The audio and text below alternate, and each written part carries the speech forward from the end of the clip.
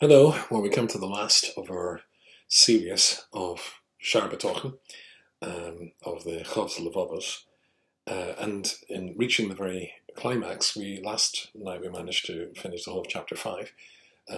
Tonight we're going to finish chapter 6 and 7, which is the completion of the book. Before we do so, I thought I would tell you something about my own translation, which I called Rufus Alev, and which relates a little bit to the completion of Shar Bitachon. Here is I don't know if you can see that. Here is a drawing which I did in 2014, and this is the drawing of the Venice ghetto. And my wife and I were spending time a week in Venice, frankly the most beautiful city I've ever been in. And there we stayed in a hotel over there, and I used to sit there and I drew the ghetto. And of course this is the first ghetto where Jews were forced to be in the entire world.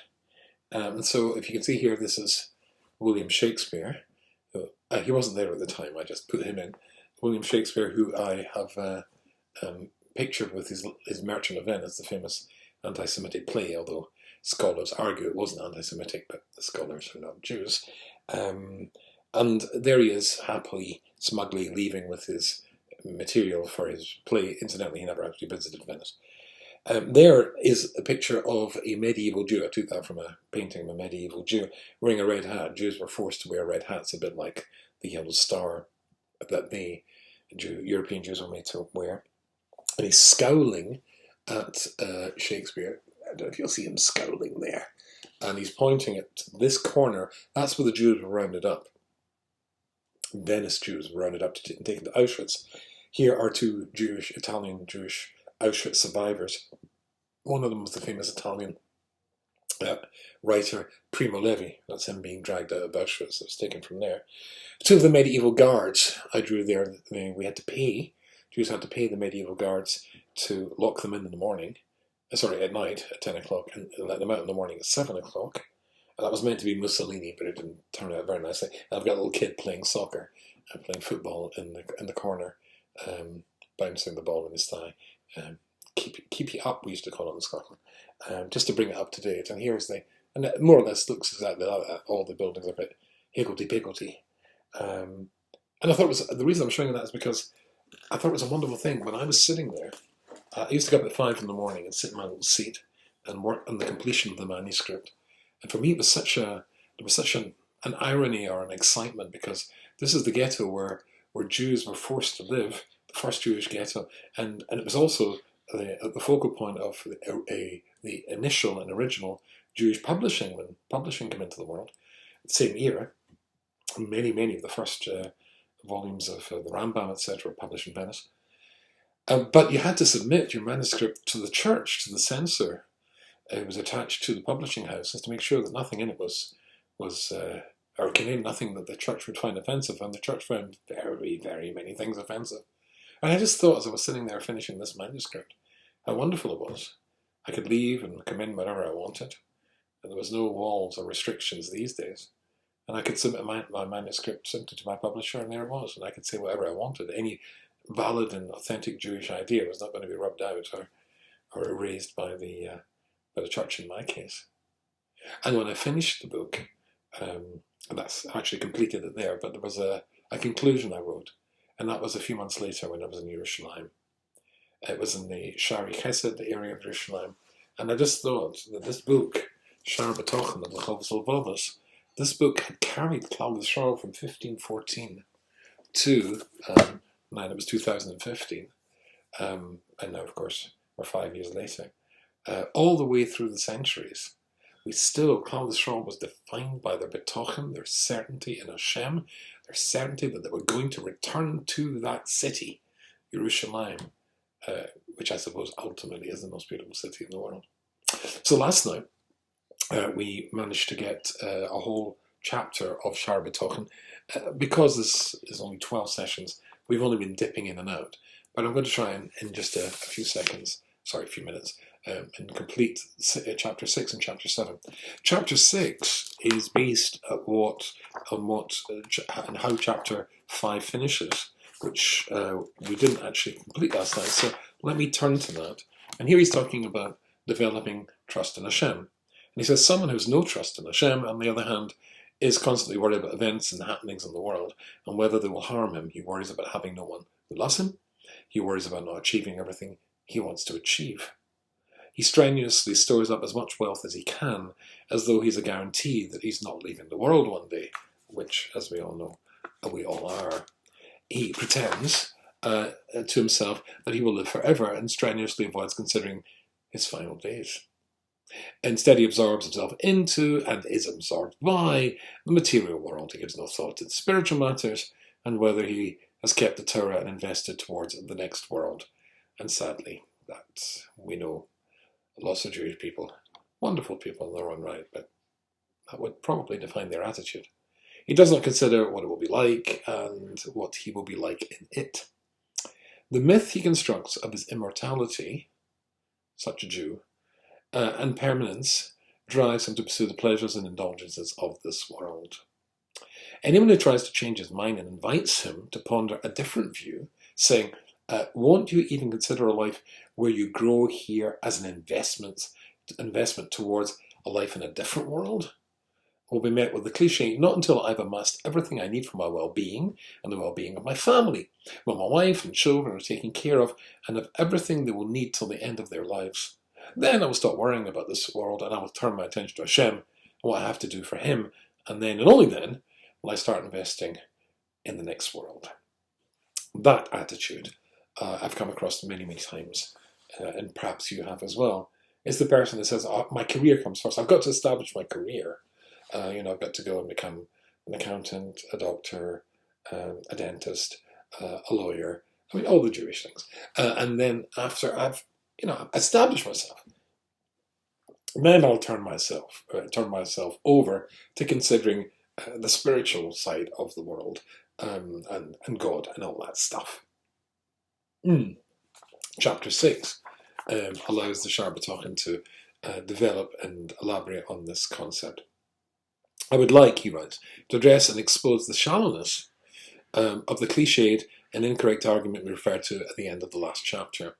I will raise 7 objections and challenges to it that will reveal the extent of the wrongness of the idea. Now, we only have a short share, and I'm not going to go through the 7. I do hope you have Shar Bitachon at home, whether in Hebrew or in English, and of course I hope you have my translation as well. But please look at this yourself to fully develop it, but we'll get a taste of it, of what he has to say. He says, the reason I seek to do so is to enable those who hold that perspective. Remember, the perspective he's talking about is, I've got to have all the money and establish my family and my children, have enough money to set up trust for them and their grandchildren, etc. Then I'll turn to God. I want to challenge those who hold that perspective so that it can be challenged and gainsaid. The correct designation of people who make this argument might be best defined as those who demand from God a promise and a guarantee. Intrinsically, the position is no different from that of business people who seek a deposit from those who do not trust to guarantee that they will fulfill their part of the bargain. You ask for a guarantee, you ask for a deposit if you're not quite sure the guy's going to be able to pay back or want to pay back.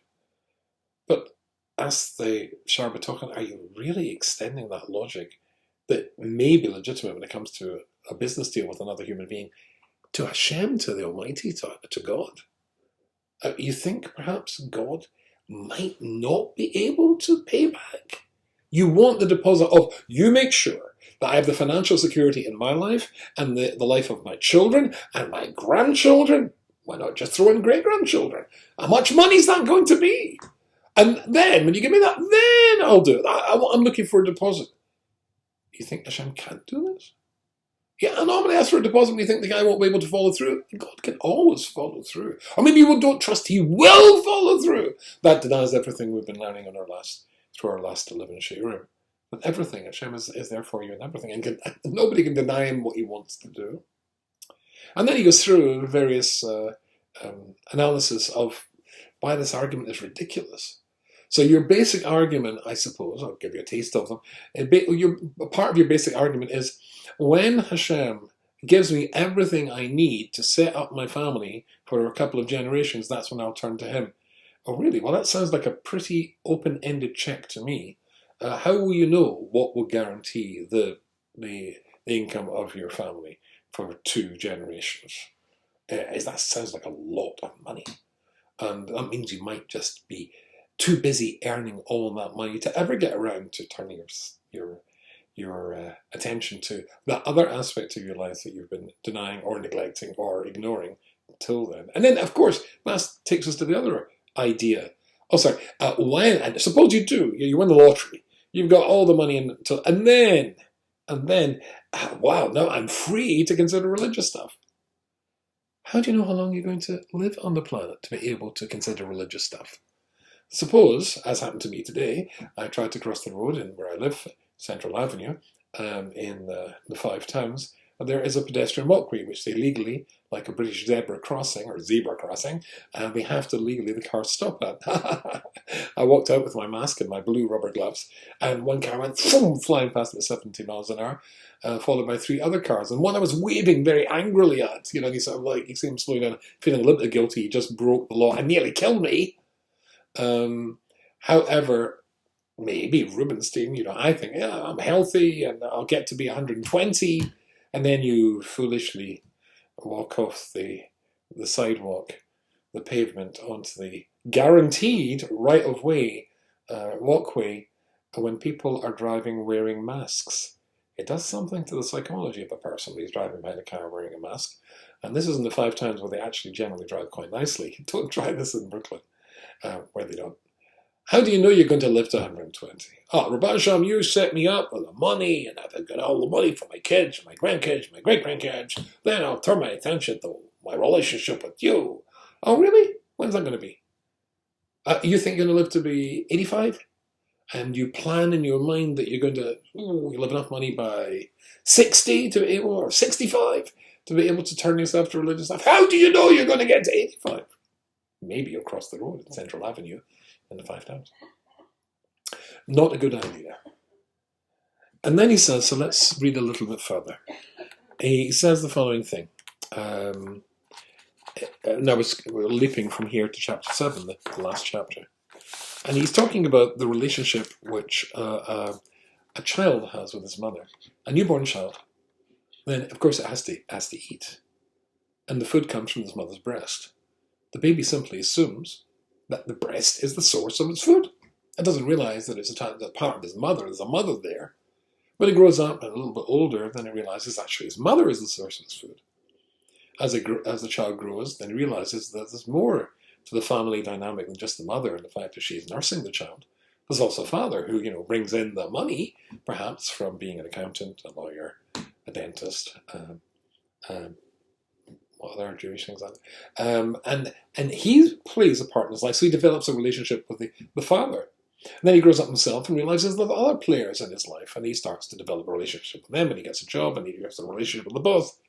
And his view of how the world works becomes more broader, larger. May I use the word Catholic in the proper sense, in the rather classical sense of the word, as opposed to Roman Catholic. Universal. There's the whole universe out there waiting for me. He says that's the exact same when it comes to building a relationship with God. Normally, a relationship with God is, it certainly comes about when a person, the English phrase, there are no atheists in foxholes. Indeed, when a person is scared, that's when they often turn to God. So, in my book, page 289 of Refuah Slave, similarly, you will turn to Hashem when you feel yourself vulnerable, such as when you're passing through a dangerous neighborhood, or your plane is experiencing violent turbulence. Obviously, as this book was written 1,000 years ago, that's not a literal translation. Rabbeinu Bachia wasn't talking about violent turbulence in planes 1,000 years ago. Let's see if you can guess why. If I remember rightly, the original Hebrews talks about you going through a desert without sufficient water, but that wasn't, in my experience, too common an encounter for most Jews, so I updated it a little bit. You will also turn to Hashem if there is a flood, or an epidemic. Or an epidemic. And there is nothing you can do to protect yourself. That is what's meant by the verse in Jeremiah 2:27. In times of trouble, they say, "Come and save us." Yeah, there are no atheists and foxholes. God help me now. When you recognize Hashem with more sophistication, you come to trust and rely on him even in areas when you feel you have some ability to act and manipulate events, not in a foxhole with shells bursting overhead. But even when things are good, you're now moved up. It's not just you're being fed by your mother's milk. There's the mother. Now you're going up a stage, and now you're realizing that maybe God, not just in tough times, you could have a relationship with God during good times as well. As your understanding fully matures, you come to rely on Hashem regarding all matters of your income. And then skipping a bit, the next level of recognition is to understand the degree of concern and compassion has for all his creations. And then you will be content with whatever Hashem decrees for you, not just verbally, but truly, in the depths of your heart. You will smile at every circumstance that has sent your way death and life, poverty and wealth, health and illness. I knew a lady, lived in Brooklyn. She had a stroke giving birth to her son. She was paralyzed, completely paralyzed, for the rest of her life. Of course, she couldn't bring up the son. Another family member did. But of course, her son came and visited her every day. But she could only communicate by blinking. The ladies in her community, the Chesed plan was amazing, but they looked after her beautifully, and they developed a whole system of communication. She would blink once, twice, 3, 4 times. They split the letters of the alphabet into, I think, 4, maybe 5 sections. Each blink would tell you which section it was in, and then she'd blink again to tell you which letter it was. And this blinking thing, the people who helped her, they were able to communicate. They knew exactly what word she was spelling out. It was an amazing thing to write. And I give a share in her house. She considered herself very blessed. If you've, maybe in your own life you've seen this. People whose lives would be viewed by you and I as horror stories, and somehow they just, because they have Bitachon, and then somehow or other they're able to get through all this. Good. At this stage, you will not pursue strategies and innovations that are supposed to be better than the ones you have. You're happy with your situation with it.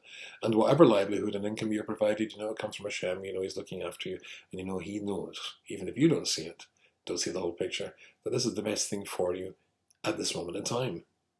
As you continue to grow further still, you will reach the level you see Hashem even more clearly. This will lead to discovery of the purpose for which you were created when your soul was sent to this world. Intriguingly, you also start to perceive the nature of the world to come, and missing out on another little bit. Instead, you will run towards Hashem in your thoughts and in your soul and body.